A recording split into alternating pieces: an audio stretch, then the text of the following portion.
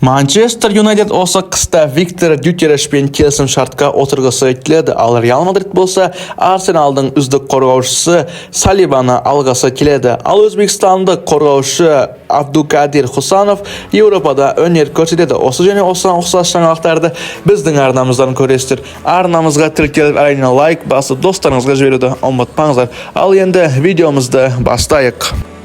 Qısqa transferlik terezede басталып кетті. Ең көп уайымдайтын клуб әрине Ливерпуль клубы. Не дегенмен енді осы Ливерпульдің қорғаушысы Трент Александр-Арнольд Реал Мадридқа кететін ақпараттар да бар. Қазіргі уақытта Трент Александр-Арнольд қалаған клубымен сөйлесуге болады. Не дегенмен енді өзінің келісімшарты бітуіне 6 ай ғана қалды. Жалпы айтқанда енді Трент Александр-Арнольдты біреулер Ливерпульдан кетеді, біреулер болса Реалға барады. Трент Александр-Арнольдтың өзі болса еш нәрсе айтып жатқан жоқ.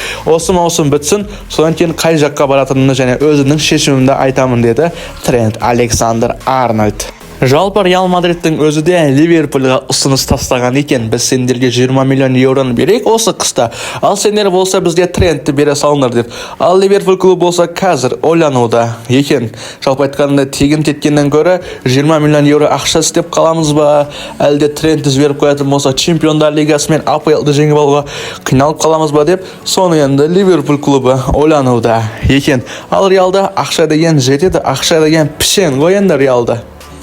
Трент Александр-Арнольдтан басқа да Карло Анчелотти маған тағы бір орталық қорғаушы алып беріңдер. Ол әрине Салиба деп жатыр екен. Салиба қазір уақытта Еуропада ең мықты қорғаушылардың бірі. Арсеналдың тас қамалы Трансфермаркет порталында қазіргі құны оның 80 миллион евро. Менің ойымша енді 80 миллион евроға беретін Арсенал жоқ енді бір 100 миллион евроға сататын шығар. Ал Реал Мадридта болса ондай ақша бар. Және қазіргі уақыттағы оның жасы 22-де болашағы бар. Салиба дамаймын дейтін болса, Реал Мадридқа барған дұрыс деп ойлаймын. Неге десеңіз, әрине, неге деген сұраққа жауап бере кетейін. Қазір енді Чемпиондар лигасында да Арсеналдың жағдайы жақсы емес, ұшып кете береді. Ал АПЛ-да болса әрдайым екінші болып жатыр, Марко Ройс сияқты.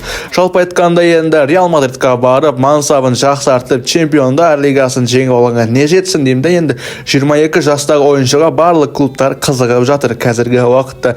Манчестер Ситидің өзі де алғысы келген, енді бірақ Сити клубы Арсеналға ақша тастаған 80 миллион евро берек дегенде Арсенал клубы ағылшын премьер лигасының ешбір клубына осы Салибаны сатпаймыз деп отыр екен. Енді Реал Мадридте мүмкіндік бар, Салибаны алып қалуы керек. Ал мен жаңалығымды жалғастыра беремін. Сіздер болса әрине лайк басып, тіркеліп достарыңызға жіберуді ұмытпаңыздар енді. Манчестер Юнайтед туралы сөйлесе, Юнайтедте қазір жаңа бапкер келген Рубен Аморим болса әрине маған 9-дық алып беріңдер. Ол әрине Gyökeres'ті деп жатыр.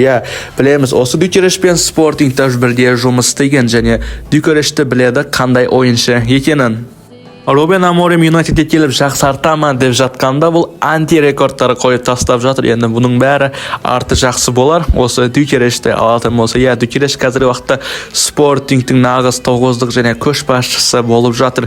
Ал Аморим болса Gyökeres'ті алып келетін болсақ, ағылшын премьер лигасындағы жағдайымыз жақсы болады деп жатыр. Қазіргі уақытта Трансфермаркет порталында Gyökeres'тің құны 75 миллион евро. Ал Юнайтед болса 85-90 миллион евро беруге дайын Спортинг клубына. Бұны бізге жеткізіп отқан әрине Фабрицио Романо. Фабрицио айтса енді қалт айтпайтыны анық. Ал Юнайтед клубы сатқысы келетін ойыншылар туралы айтатын болсақ, бірінші орында әрине Маркус Редшфорд, екінші Зиркзе деген ойыншы бар, кейін Казимиро деген ойыншылар да бар енді. Жалпы айтқанда енді бұлардың арасында Антони жоқ екен. Мен бұған таңғалып қалдым. Негізінде Антониді бірінші орында құрту керек сияқты. Антонидің ойындары жаман және пас беруде соңғы кездерде қиын, болмайтын жерде финт істеп жатыр. Бұнда әрине бізде Фабрицио Романо айтып жатыр. Ал енді солардың бәрінен құтылып үстіне ақша қосса, осы Gyökeres'ті алып қалады деп жатырмын енді. Антониға енді осы жаңа бапкер мүмкіндік бере ма, бермей ма, өз ойларыңызды әрине комментарияға жазсаңыздар болады. Зиркзеге тоқталатын болсақ, бұны Эрик Тен Хаг алдыртқан болатын, оған қазір енді Ювентус клубы қызығып жатыр. Ал Казимиро болса Әл-Насырға кететін ақпараттар да бар. Бұлардың арасында тағы бір ойыншы бар. Эриксон деген ойыншы бар енді. Бұл Эриксонды да Эрик Тен Хаг алдыртқан, қазір керек емес. Бұл менен келісім шартты бұза салады. Келісім шартты бұзғанын әрине Эриксонға 6 миллион евро береді екен. Ал Юнайтедке оған бәрібір 6 миллион евроны бере саламыз да осы Эриксоннан құтыла саламыз деп отыр екен. Жалпы айтқанда енді Манчестер Юнайтедті әр баптер келіп жаңадан құрамыз деп бәрібір құра алмай жатыр. Жалпы білеміз, Фабрицио Романо айтса қалт айтпайтыны анық. Зиркзерден құтылған дұрыс па, дұрыс емес па, өзім де ойланып жатыр. Негізінде Рубен Аморим бұған мүмкіндік берген сияқты. Антониден көрі осы Зиркзе жақсы ма деп ойлап қоямын. Зиркзе негізінде тоғыздықтың рөлін атқаратын ойыншылардың бірі. Достар, енді біз жаңалығымызды жалғастыра береміз. Сіздер болса енді лайкты аямаңыздар, тіркеліңіздер, комментарий жазыңыздар. Өзбекстандық Абдукадир Хусанов деген ойыншының барлықтарыңыз таниды деген ойдан, қазіргі уақытта ол жұлдыз Ланс клубында өнер көрсетуде. Бұған енді Еуропаның топ клубтары қызығуда. Мысалға әрине Манчестер Сити қызығып жатыр, және Франциядан ПСЖ клубы қызығып жатыр, және Манчестер Юнайтедте қызығып қойды, бірақ соңында қызықпай қалды ма, сондай болды. Негізінен енді бастапқы ең қатты қызығып отқан әрине Манчестер Сити клубы екен. Гвардиоланың өзі маған осы Хусановты алып беріңдер деп жатыр екен. Қазір енді бұның трансфер-маркет порталында құны 25 миллион евро. 25 миллион евро Ситиде бар. Сіздер қалай ойлайсыздар, осы Абдукадир Хусанов Манчестер Ситиге бара ма, бармай ма? Өз оларыңыз әрине мен комментарияда күтіп қалатын болам. Достар, енді сіздерге комментария жаз дегенмен ешкім жазбай жатыр. Енді жазсаңыздар, мен барлықтарына оқып, сұрақтар болса жауап бере кететін боламын. Ал енді Абдукадирге тоқталатын болса, енді Өзбекстандық ойыншылар соңғы кезде мықты болып жатыр, және Аббасбек Файзуллаев деген ойыншы да бар. Олардың бірақ Файзуллаевқа да көп еуропалық клубтар қызығып жатыр. Ал қазақстандық ойыншылар болса, не істейді? Еуропадан клубтар қызығатын болса, өзіміздің Қазақстанда қаламыз деп Еуропаға кетпей жатыр. Сол да мені қынжылтады. Ал біз жаңалығымызды жалғастыра берейік. Арсенал клубы туралы сөйлесе кетейік. Енді Арсенал клубы жаңа ғана айттым, олардың қорғаушысы Салиба командадан кетеді деген ақпараттар да бар. Енді бұдан басқа жаңалық, команданың бас бапкері Микель Артета маған 9-дық алып беріңдер деп жатыр. Не дегенмен енді қазіргі уақытта турнирлік кестеде жағдайлары нашар. Ливерпульдан біраз ұпай артта келе жатыр. Енді Артета қызығып отқан ойыншы осы 9-дық. Бұл 9-дығымыз әрине Влахович деген ойыншы. Қазіргі уақытта трансферлік терезеде осы Влахович Ювентустан кетеді деген ақпараттар да бар. Трансфер-маркет порталында құны 60 миллион евро.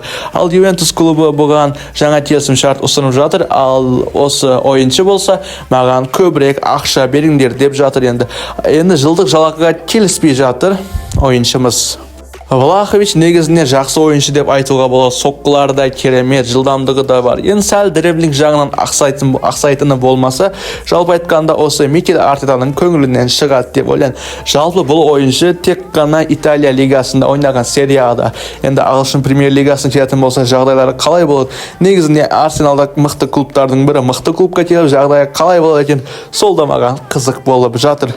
Негізінде Влаховичқа жететін ойыншы жоқ деп ойлаймын. Ювентустың сапында өнер көрсетіп жүргенде пенальтиді әдемі тебеді.